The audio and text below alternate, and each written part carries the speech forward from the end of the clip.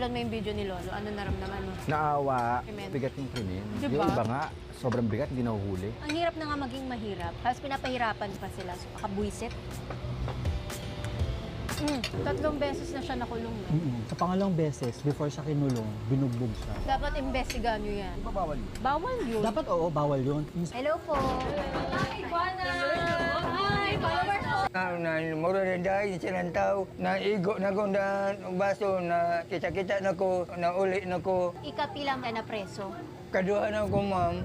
Diba? Oo. Akala ko 3. 2 beses lang talaga siya nakulong. Nung una, 1 buwan. Tapos nung nakalabas siya, bumalik siya sa pagtugtog, dinakip siya. Tapos may mga times na binugbog siya, 3 times, bago siya nahuli ulit, tapos nakulong ng 2 weeks.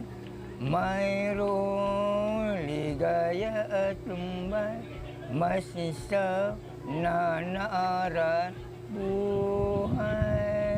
May bukas pa sa iyong buhay.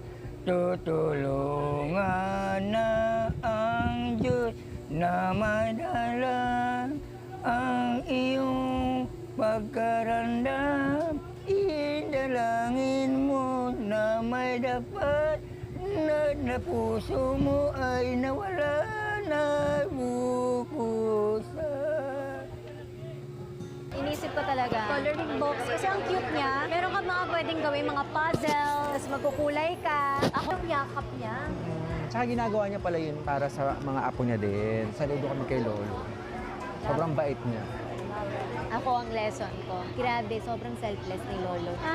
Lungkot na yung pinagdaanan niya ay grabe. Pero salamat din sa inyo kasi pinagtagpo mo kami. Ang din gusto ko sabihin, sana po i-share niyo tong video. Huwag po kayo manonood sa mga ibang mga channel kasi nawawala po yung kita, nalilipat siya sa iba. So make sure pupunta kayo dito sa vlog na to, sa aking YouTube channel. So lahat kasi ng kikitain ng vlog na to ay bibigay natin kay Lolo. Ito ay tulong na para hindi na siya babalik sa yung makulong, mabugbog. Ayoko na mangyari sa kanya yun. Especially pag matanda kasi, naiisip ko yung tatay ko, yung lolo ko kasi namatay siya mga 85. Yung nasa utak ko, what if lolo ko yun? Nakakadurog ng puso yung makita yung ganun yung sitwasyon niya. Sobrang saya. Grabe yung ngiti niya sa pagbili ng toys para sa mga apo niya. Hindi nga para sa sarili niya. Tapos tinatanong ko siya, anong gusto mo? Anong gusto mo? Tapos turo lang turo siya sa apo niya. Sila lang daw. Yun,